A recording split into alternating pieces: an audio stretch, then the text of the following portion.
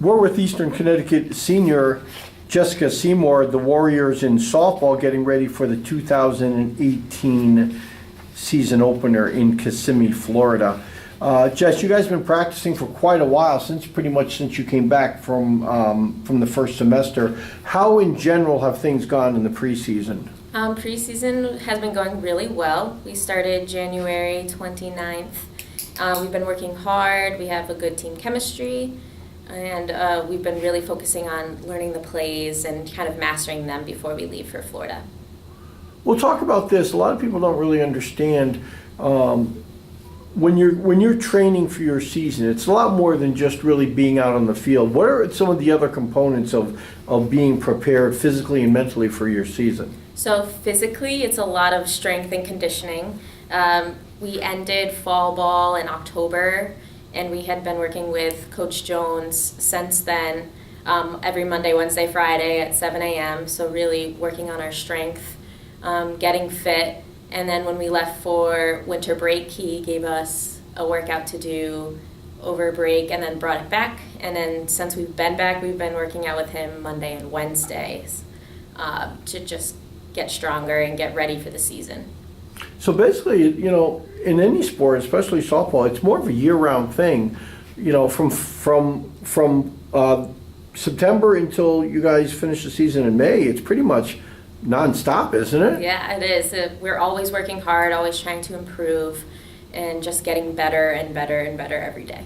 Well, I guess when you have 7 a.m. practices or weightlifting, that sort of weeds out the people that aren't really serious about playing the game, right? Yes. The ones who would rather sleep. Yep. We'll talk about the team chemistry and really how like a 7 a.m. practice will really bond a team. You were talking earlier before that a lot of your team was showing up for those workouts that were not really mandatory. Yeah, so our whole philosophy is that nothing's mandatory, but if you want to be there, then that means you're getting stronger.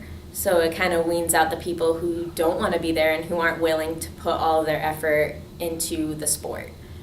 So kind of just getting better each and every day. So it definitely has gotten us closer because we've seen each other pretty much every day since the beginning of school. That can be good and bad. Yes. Right? But yeah, so the chemistry's been very good. Like we all go out to dinner together. We see each other pretty much every day at practice. We have meetings. We go to Hurley together. So we're all very, very close. You were a junior last year, and you had a whole bunch of seniors that you could follow, bond with. But you're the only senior this year, which is sort of a unique situation. Does that feel a little bit different than last year for you? It is different because obviously last year there were so many of them. And this year it's kind of just me by myself. Yeah. It's gotten me closer to everyone on the team. I've been able to bond with the juniors, the sophomores, and even the newcomers, and I live with a lot of them. So it makes it easier for me to feel included, even though I am the only senior and I don't really have anyone else my age to kind of bond with, but it's good. Well, you're also going to be student teaching this spring. Yes. That's got to be very difficult in a number of for a number of reasons. One, just being able to ration your time so that you have time for everything. Yeah, it's a lot. I didn't realize how much it was going to be. It's a lot of time because obviously I want to do good at softball and I also want to succeed for student teaching because that's what I want to do with my life. So it's a lot of time management, trying to get everything done, and while also playing the sport that I love. Well, this question, I mean, it's your personal thing, but did you ever consider like student teaching in the fall and just say I can concentrate on softball? I thought about it. Obviously, trying to play and student teach is very difficult, but I had my friend Gina last year who did it. Giorgetti, yeah. Gina Giorgetti, and she was able to do it. And she told me that it's a lot of time management. Just put your heart into it. It'll get done. You'll be able to still play softball, and it's just focusing on doing both and succeeding in both. So. You had the last couple of years the team's been under 500. Generally, what would be the goals of this year's team in terms of obviously they want to get better, but how are they going about trying to get better? So I think a lot of it is starting with working out constantly and trying to get stronger and better in that sense. And just really focusing on each play, each out, just doing our best, giving it 100% all the time. And I think that will help us to succeed this season. Well, you know, with the number of freshmen you had last year as starters or key players, you could look at last year as a rebuilding season. Would you be disappointed this year at the end of this year if you sort of took that approach again, especially being your last year? I think yes. I mean, it was hard last year. Obviously, we had so many new people, so it was definitely focusing on teaching them everything. It wasn't necessarily that we thought we were doing terribly. It was us really trying to pass down what we have been learning to the newcomers so they can help as they go forward. So I think that was last year.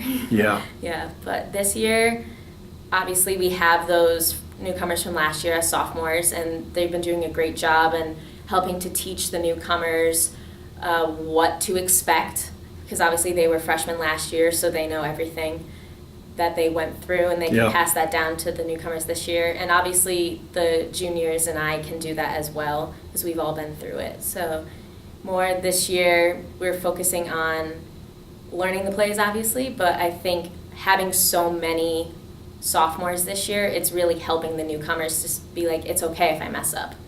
I just have to keep working on it.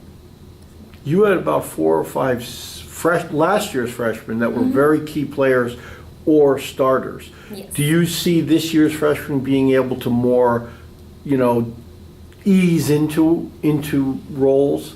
I know we have a couple freshmen this year who have gained a starting spot. I know Kat DeVolve, Yeah. Mm-hmm. Kat DeVolve. Yeah. She is in right field.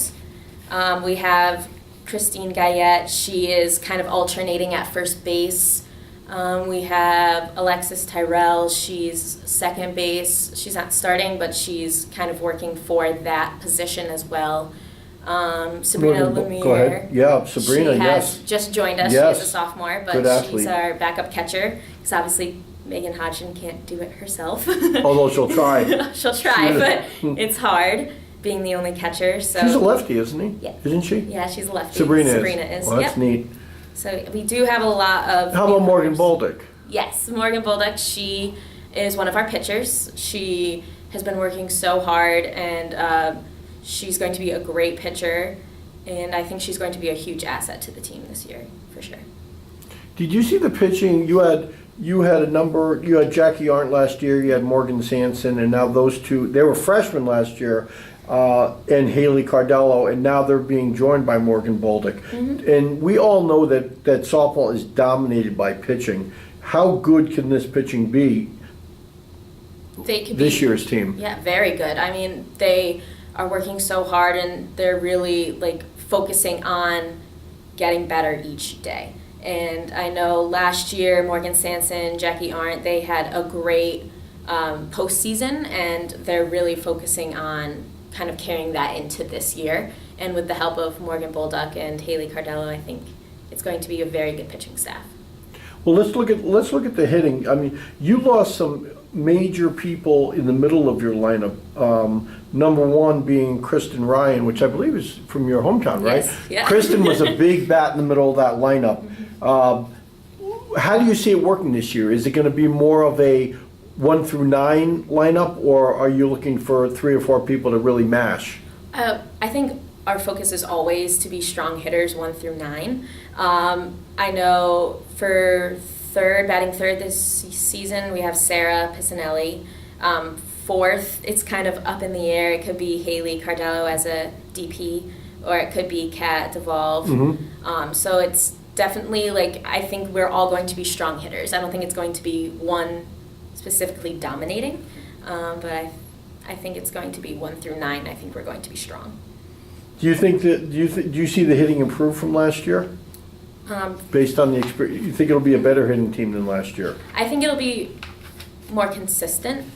Kind of like, because we did have our big hitters last year, yes. And so now it's going to be more of, it might not always be home runs. It might be a lot of like singles, doubles, just kind of placing the ball where it needs to go, and we have very good bunters this year, so that will help us as well.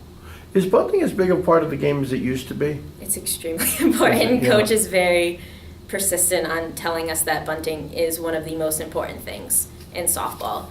She does a lot of sacrifice bunting, obviously, and trying to move runners so that way hitters can come up and score them. So that's definitely one of the biggest things in softball. Well, from a personal standpoint, you've been playing left field as a starter. Now you moved to center. Is center more of your natural position, like maybe what you did in high school, or no? I did play center in high school from sophomore to senior year. Obviously, I loved it. It was one of my favorite positions. But being in left last year, it was a good experience. You get a lot more action in left and in center than you do in right. So yeah. I feel like having that experience in center field from high school will definitely help. And having the experience playing left last year will also be helpful in going into center field this year. And who knows, we were talking before we went on that with softball, a lot of people are utility players, and who you think is going to play where at the beginning of the year doesn't always work out.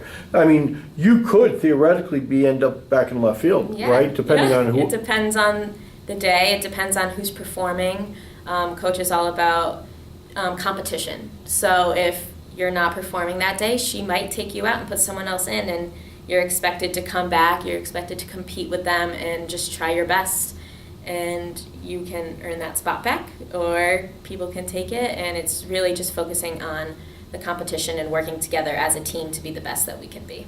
So it's basically good and bad in terms of a lineup. Like if you looked at our basketball season this year for the men, they went with the exact same lineup the whole year. In softball and baseball are a little bit different. So do you think it's better to have a set lineup, or is it better to say if you're performing, you're playing, and it could change on a daily basis? I kind of like that sometimes it does change because it keeps people on their toes. Yeah. They know they always have to be putting in 110%. It really helps us to focus on ourselves and on the team to make sure that we're doing everything we need to be to perform. Well, we talked a little bit about the coaching staff. Head coach Diana Pep in her 17th year, and then you had Kate Springback and Tom Madera back as assistants. You do have a new coach this year, Mark Coria. Can you talk a little bit about what he's added to the program? So Coach Mark is our infield and hitting coach this year. He has been so great in being positive with everyone on the team, and this is his first year coaching college, so he's really taking a step back to kind of take it all in and to kind of see what we need from him and to help us out in the best way that he can.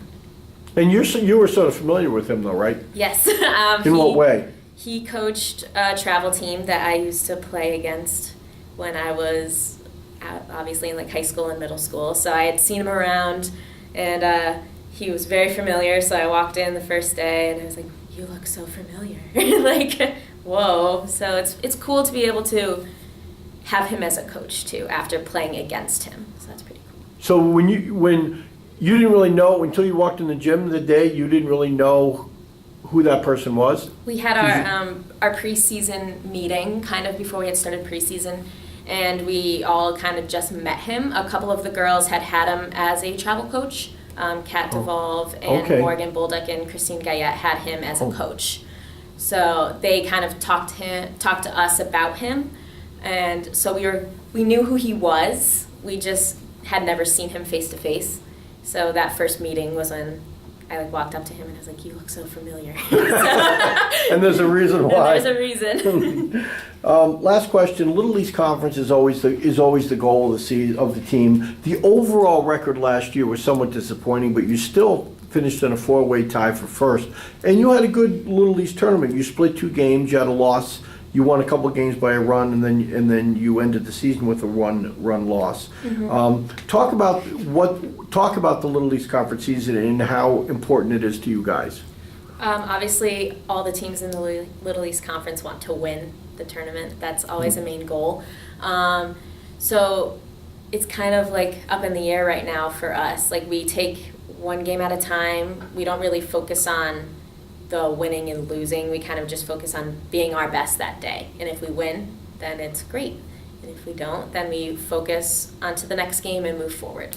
So right now, obviously, our goal is to win the Little East Conference, and we're working hard to achieve that goal. So the Warriors are going to open up their 2018 season March 11th. They're going to be in Kissimmee, Florida for 6 days playing 10 games, and they will open up at home, weather permitting, will be the University of Southern Maine, which will be, in fact, a Little East Conference game. That'll be on March 31st. Jess, thanks for being with us. Good luck this year. Thank you.